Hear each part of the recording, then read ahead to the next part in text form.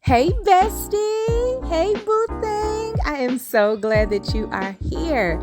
Okay, I'm coming begging. Okay, I'm coming begging because a friend in need is a friend indeed, right? Okay, so if you have not already taken care of these little tiny housekeeping things, I would love for you to do that now. All right, I need you to please subscribe to the channel, hit that notification bell. I hope that by the end of the episode, at least you will have liked the video, comment in the comment section, and last but certainly not least, would you please share this episode with someone that you know would enjoy it also? It's coming up in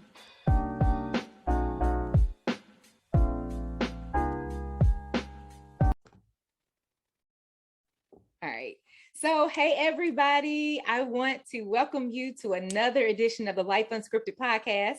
So, typically it's an audio podcast, but it's special this month because I am wanting to do something really, really special to feature Black history in the making. And so, even though I'm actually camera shy, and you all probably don't know that, but I am, I decided to get in front of the camera just so that I can have some conversations with some incredible people that are amongst us. And so anyway, that being said, I want to introduce myself. So for some of you all who don't already know and you're not familiar with the podcast, I'm your girl Tiff. I like to say I'm your business and your balance bestie. And by day, I am an author and new business. I'm also a publisher now.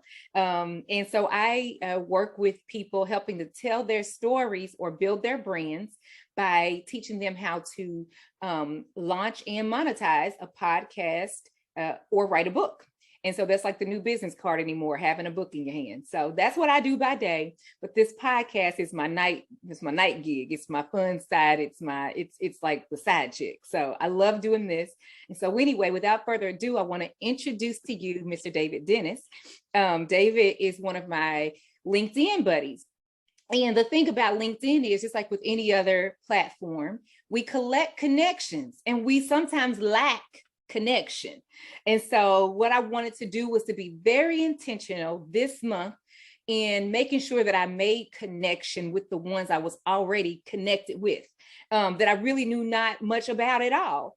And so for Black History Month, I will say, to state the purpose of why David and I are going to be having a conversation today. For Black History Month, as a little girl, when I was coming up in elementary school, middle school, even high school, our history was always the damaged parts. They would only teach us in school about the Jim Crow days, the civil rights era. We would watch Sounder, we would watch Roots, we would watch, the story of Little Ruby Bridges and all the sad things that happened in our history, and as if the only history we had was 400 years worth, that the only history we had was just days of slavery and inhumane injustices that we still see to this very day. And so as a kid, I couldn't see why we would be saying happy Black History Month, because it was just always reciting the sad, the bad, the trauma that we have endured as a people for a period of 400 years. And at that time, I didn't know that we are really descendants of kings and queens, that we are the architects of civilizations, that we come from brilliance and we are brilliant. And so this year, I decided that Black History Month doesn't have to feel like all we are a bunch of descendants of slaves. We have a history that's richer than that. And so because of that, I said, well, what can I do? And so I realized that we have excellence amongst us, that we are writing history right now. We have people that are doing positive things right now. They are our history in the making. And so Mr. David Dennis is one of those people. So I want to welcome you, David, Thank you. to this show today. Thank you for coming. Thank you for just agreeing to have a conversation with me. So I want you Absolutely. to more properly introduce yourself. Let us know who you are and what you do. Let's just start there. All right. Again, my name is David Dennis. I'm from Columbus, Ohio, born and raised. I'm a musician and also work for the National Center for Urban Solutions. In that position, I'm a business service consultant. And so I work with individuals that are on or receiving assistance and try to get them back into the workforce. That is incredible in itself. I tell you why. Because that helps empower someone to not stay where they're at. You Right. know, it's more so not necessarily feeding folk the fish, but teaching them how to fish. Right. And Right. there's something liberating about being able to go out and get your own fish. So Absolutely. I think the work you're doing is incredible. Now you play like one of my favorite instruments. I love the saxophone, I love a piano, and I love the electric guitar. Like those are my top 3 favorite instruments. So you playing the saxophone, how long have you been doing that? What kind of got you started doing that? Tell me about what you do. Do you, kind of play like in live bands, in the, on the weekends at certain spots? Like tell us about that too. Okay. So I started playing the saxophone when I was in the 5th grade. And I got into it because church, I grew up in church. Okay. Grew up Kojic, so grew up around a lot of music, Yes. around a lot of very talented musicians. And I don't know, when I was younger, I just, there was a saxophone player that used to come to our church. And I would hear him play and I would go and sit close to them. It was actually 2 of them that would come and sit. And I would go and sit close to them and I would just listen. And I don't know, I just fell in love with the saxophone. I always told, my parents, I want to play the saxophone. When I get older, I want to play the saxophone. So they were like, okay. So time came around. In the 4th grade, they would let you do like stringed instruments and stuff like that. But you couldn't do woodwind or brass instruments until the 5th grade. So I was very anxious, but I waited because I wasn't interested in any of the other instruments. So when 5th grade came around, my mom went out and we got a starter, saxophone, and kind of took off from there. I do play in a band, and then I play as an individual as well, Saxophonist David. And then the name of my band is E-Flat Jazz Band. And we do play at jazz venues. We do a lot of festivals. We do a lot of corporate events, weddings, anniversaries.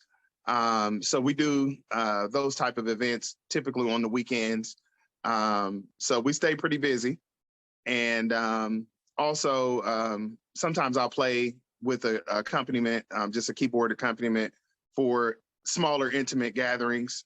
So that's pretty much how I got started. I had 2 bad experiences with both of my music teachers, so I'm really self-taught. I took lessons for like a year and a half, maybe 2 years tops. And I started teaching myself. So I'm self-taught and I play by ear. Really? Yes. I know several artists that do that. I have a little cousin, and he started off playing at our church and he would do the drums. And then over time, and like right now he's only like maybe 16, 17, but coming up, I mean, he might've been like 5, and cause he just always had an ear for instrument. He was never formally trained, and he played the heck out of them drums to where he actually ended up getting a job at the church. He is like the drummer, the on payroll drummer. He's been doing it for years at my church back home in Kentucky. And so shout out to Louisville. Okay. Yes. You all, speaking of that, so we're recording this, it's Super Bowl weekend. And so I do have some NFL attire also, but I always like to represent the Ville whenever I can. So in the spirit of football and all that, that's why y'all see me like this. Okay. So anyway, but back home. And so he did, and he's never really been formally taught. He, and he plays. I mean, he plays. And then I heard a term, David, that I had never heard of before, but he does shed. Some musicians get together and have a shed or do a shed. Yeah. What is a shed? Tell the people, what is a shed? Where did that so usually a shed is just a lot of different musicians. It's kind of like a jam session. They'll get together. Everybody kind of like feeds off of each other, off of the vibe, and they pick up maybe different techniques or styles of playing from each other. So they're just kind of that's where the shed came from. They're like shedding off of each other or learning from each other. So it's kind of like a jam session in a sense.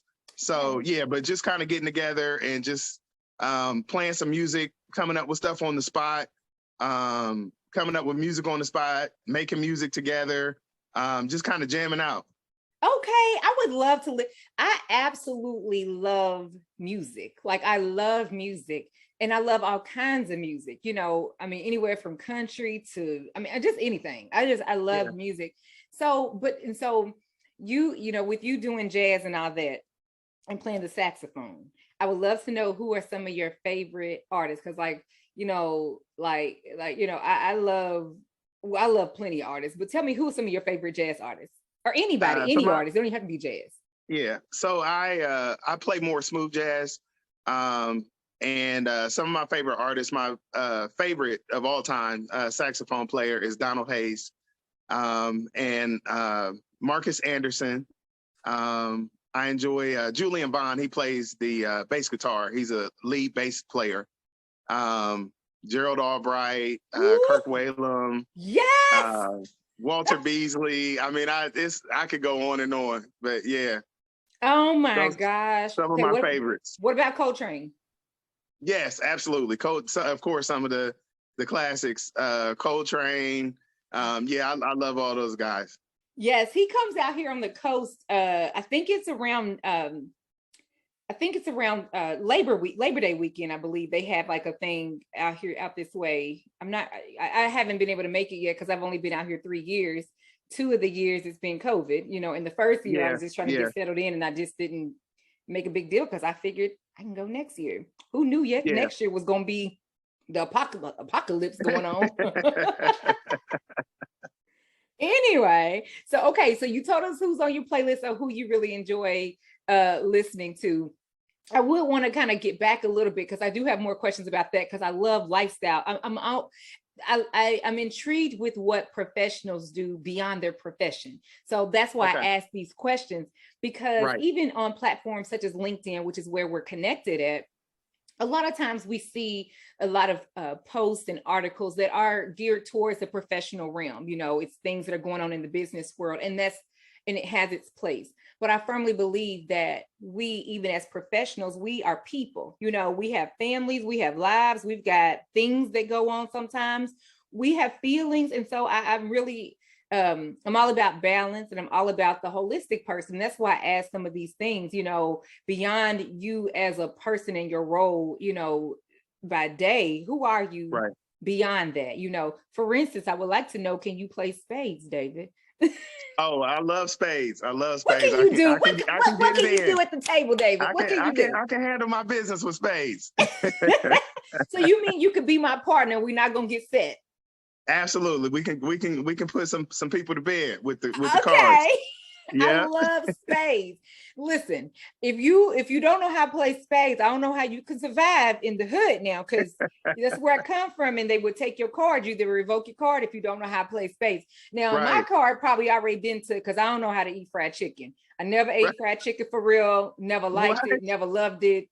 I ain't gonna say I never had it. When I did have it, y'all, this is really bad. Because of course, you know, it's fried chicken, it's fried pork chops and gravy. It's like Southern food, you know, soul food. And I never knew really how to eat chicken. Like literally, I would be like, what do you do with this? It just didn't make sense to me. Literally, like I know it sounds like a crazy thing for somebody that would just pick up a bone or a whatever it is and bite out the chicken. But to me, I was like, oh, they do, you know, it just never seemed right to me. And I just never had chicken. So, you know, y'all, but work with me because your girl can play spades. Okay, so I've redeemed myself. Yes, you've definitely redeemed yourself in spades. So I went to Kentucky State University, and on the weekends, sometimes that's all we did: play spades, dominoes. So yeah, I can hold my own with spades. Oh my God, I remember we lived in the projects, and my mama and my dad, my sister's dad, I adopted him as my own dad, and they would have card parties on the weekend, and it was one of the sweetest memories I have is of them having the card parties, and you would hear, you know, like your Marvin Gaye and all of that playing. Everybody had their little drinks, and but you know, I would be shoot on out the living room because it was grown folks. You know, get on out of here, what you want, what you need, make it quick, you know, type of thing. Right. But those are some of my most sweetest memories. Is just the music from that era. And just the crowd of people, not crowd, but you know, like the gathering of my mama and them's friends that would come and sit around the living room and have drinks and play cards. It was just, you know, it was just amazing. And so it's only right that I done taught my kids how to play spades. Okay. Right. Priceless memories. I'm it's saying, funny that really you said that. It yeah, really has. I went to, my dad is from the South. He grew up in Alabama. Okay. So we would go for our family reunions, and we would always have them in Alabama, Camden, Alabama, actually. And when you were talking about getting shooed away, so the adults would play, they always play spades. So they would have, you know, music playing, and, you know, they would be at the table, and they were serious about spades. They did not play. So like, we weren't allowed to play. We could watch, but we couldn't play. We never were allowed to play as kids. So we would watch and sit back, and like I said, they were serious about spades. You better not renege, or you better not cut your partner out, because it was, they did not play with the spades. And there's gin rummy. Because those is I never learned how to play rummy. Those is just necessary. I never learned how to play tonk or rummy. Listen, I was doing good playing spades. I can do 21. And I would get bored with Uno. Uno take too long. I don't have the patience for Uno. Then everybody got their own rules for Uno. I just couldn't get into that. You know, I just didn't really. But anyway, but back to you, and the reason why we're featuring you. What impact do you feel like you have made in your community, whether it be local or globally? And the reason why I ask is because, you know, they say that we are our ancestors' wildest dreams. And like I was telling someone before or recently, I believe that, because there was a day where, and again, only referring to the ancestors that was brought here unwillingly and became slaves. Because again, we come from way more than that, you know, and not to minimize their experience. But for that, you know, I don't think like I was telling somebody the other day, I said, we are their babies. You know, we are their babies. We are their babies. And their babies are able to do some things that they would have never thought possible, you know. And so to whoever's point that made that quote, that said that initially, we are their wildest dreams. You know, I say for me, the whole thing about this series that I've been doing, y'all, this thing, I don't really wear hats all the time, and it's like creeping up, and I just keep doing it. But but for me, I don't even realize, and I said this before, just like being an author of multiple books just recently, I keep working, because I'm like, okay, I published that book. Okay, I published that book. And literally on the day that I didn't publish the books, I just keep working. Like I got something else to do. Like publishing it has not been a thing. It's like, okay, or them publishing them. I just keep working the same day. Like no balloons, flowers, celebration, no la-ti-da. And then for last week, I said, girl, you are a whole author. You are a whole Black. It doesn't, all I can think of is that I got something else on my to-do list. And that's, I just keep working. I keep my head down. I just stay working. And, but not only we were not supposed to be able to read, you know, there was laws, we could not read. And not only could we not read, we sure weren't supposed to be able to write. So to be able to read, write, be the author, be the publisher, and for some people are owning the bookstore too. We are doing all the things that they said we was not supposed to be able to do. Our ancestors, I know, would be so proud of us. So in that regard, what do you feel like you're doing that, you know, they would just be so proud? What impact can you say that you've done, or you're actively doing, or what are you conscious of? What causes are you wrapped up or passionate about, that kind of thing? Tell me more about that. Okay. I definitely, working in the field that I'm in, I've always been in like social services, social work type fields. So I love helping and giving back. And I feel like for me, it's so rewarding. Like even now, the position that I'm in now, this is a new position for me, but I've been with the agency before. I was working with adults, young adults, preparing them for the workforce, helping remove barriers, and getting them prepared. So teaching soft skills, helping them with their resumes, helping them, like I said, with some of the barriers, some of the individuals, some of the things that we have opened them up to they've never experienced before. So like, as far as some of the students may not have ever gone out to like a fine dining establishment. So we have done those types of things. And then also just like preparing them and teaching them how to become a better citizen and how to get themselves together and be ready for work, how to work, and then teaching them some of the things that, may come natural to us or we may think or take for granted, to help them get ready for work. Because a lot of, we work with inner city youth. A lot of them come from various backgrounds, from broken families, broken homes. So I feel like it's very rewarding. And that is a way that I have definitely been giving back and been able to instill some of those things that I know and the things that I've learned along the way to them. So it's definitely very rewarding. I was thinking about that as you were speaking, and I feel like that is so impactful because you are changing the trajectory of this current generation that you're working with and the future generation for their offspring. Because just because we start off in one place does not mean that's where we have to end up. Right. And for you doing this, and like you say, coming from diversified backgrounds, some, and so there's different experiences that they have and they bring to the table when they come to you. And so for those who may not have otherwise had these experiences, as you mentioned, you're providing them this opportunity. And when they get a taste of it, they may want more of that. Right. And they may want to pursue opportunities that's going to give them future opportunities for more than that, more of that. Yeah. And so that is awesome that this is something that you're doing. What made you want to go into this particular field? I've always, since I was little, I've always enjoyed helping people. I've just always been a person that I like to help and I like to give back.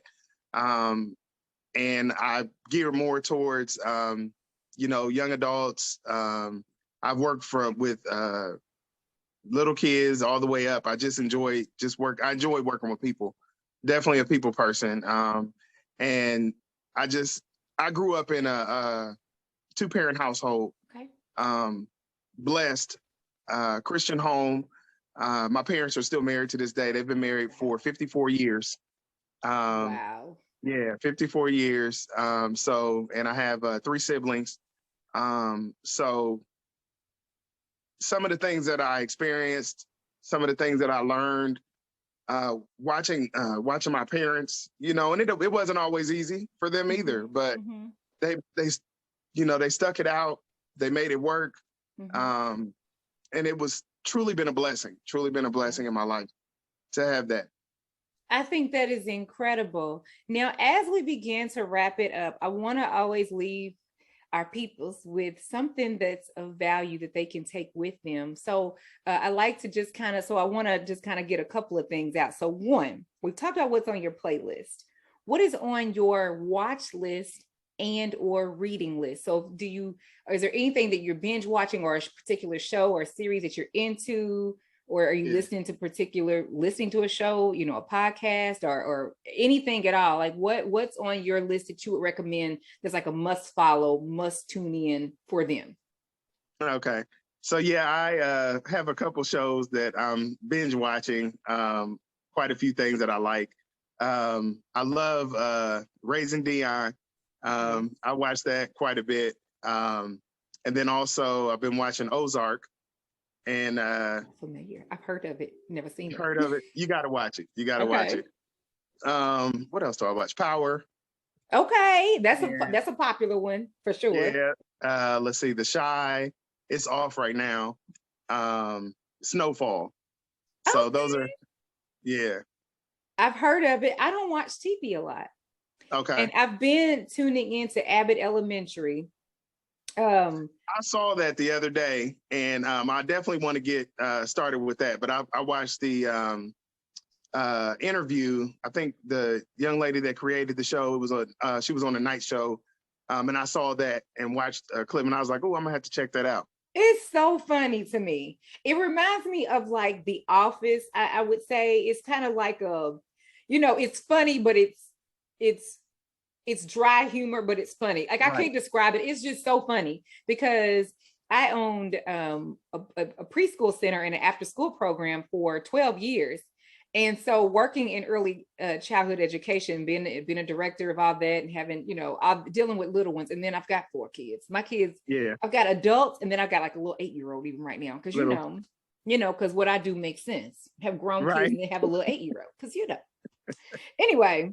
And I have my undergrad degree is in child development and family relations. Is it really? So, okay. Yes. Yeah.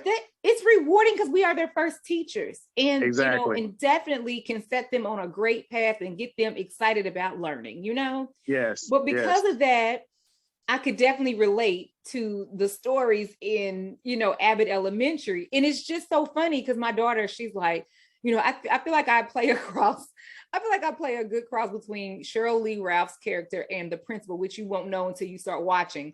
But Cheryl Lee Ralph, she's a seasoned teacher and she do not play with these kids. And there's a young girl that's like fresh out of college as a teacher.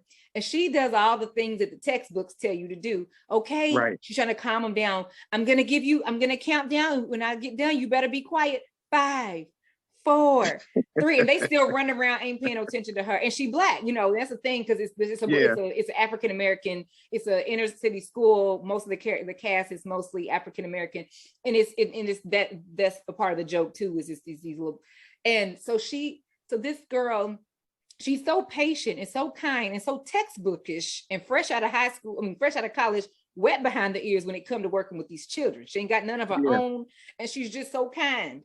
And so them kids are not kind to her because they run right over her. And so Shirley Ralph, she's asked for her assistance a couple of times when it comes to corralling the kids and calming them down. And Shirley Ralph don't have to count. She don't have to say anything. She's giving. I told my kids, I said, what we got to do? I said, because I ain't got to say a word. I said, what I got to do? Look. They're like, look, mama. That's all mama's got to do is look.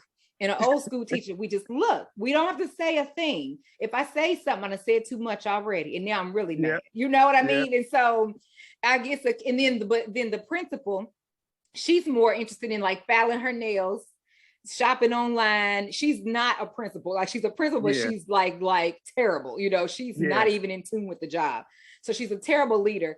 And I think, and I'm not a terrible leader by any means, but it's funny because she's just so nonchalant and so terrible with her job. She's just like nutty.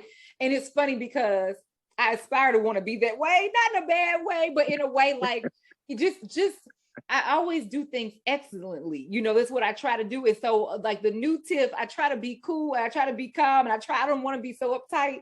So it's funny to just kind of, if my kids look at me as a parent, I'm more so because I was like, I was a stickler for a lot of things with my older 3, and so with the little one, well, she's a good kid too, but kids, after it's your 4th child and they fall and something go on, you like, is she dead? Is she breathing? Is she this? Is she that? Get up, shake it off.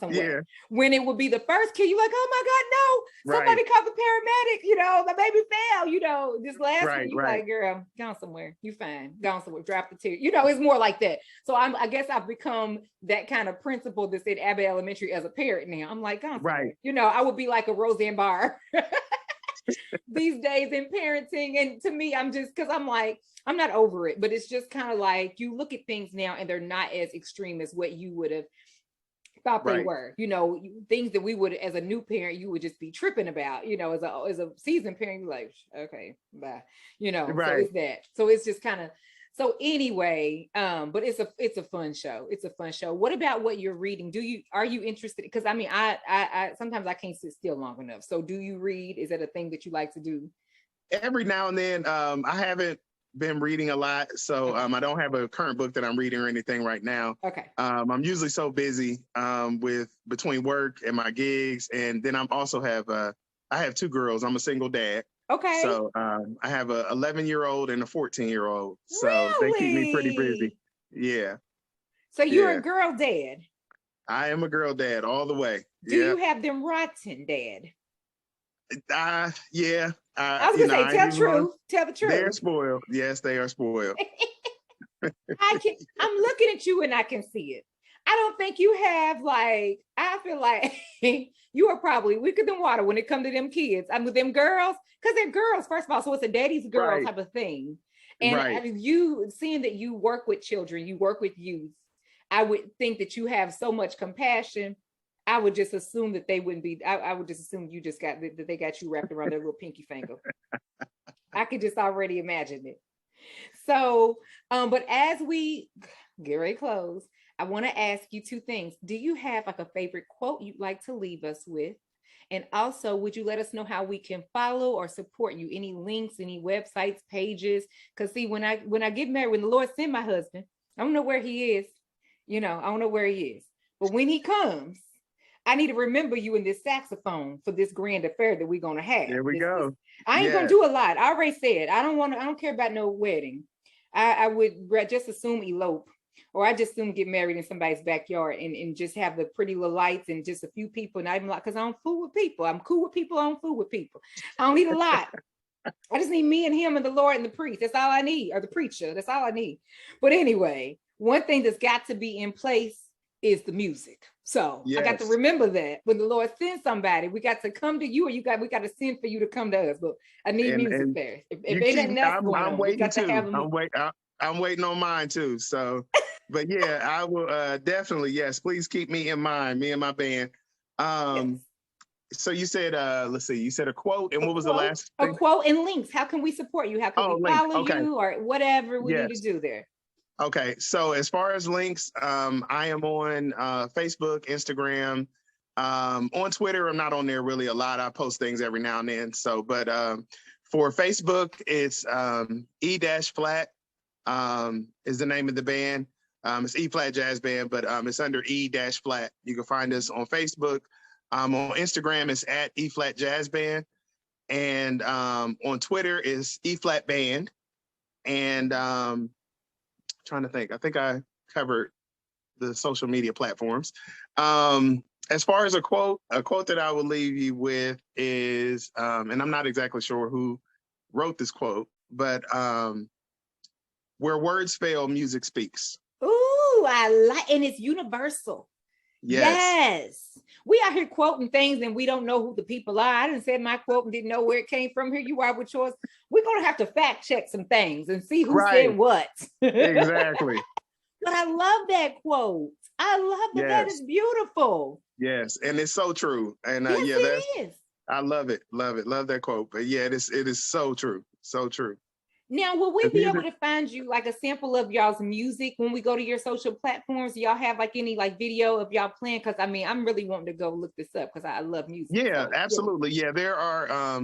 I think I have more videos because I go live a lot from Facebook. So there's a lot more videos on Facebook that you can find and see videos of us playing at different events and venues. There's some on Instagram as well, but I usually, if I go live or something, it's usually like from Facebook. And a lot of my videos that I recorded have been from Facebook. So, but yeah, you could definitely check us out and listen to some of our music that we've played or different places that we performed at for sure.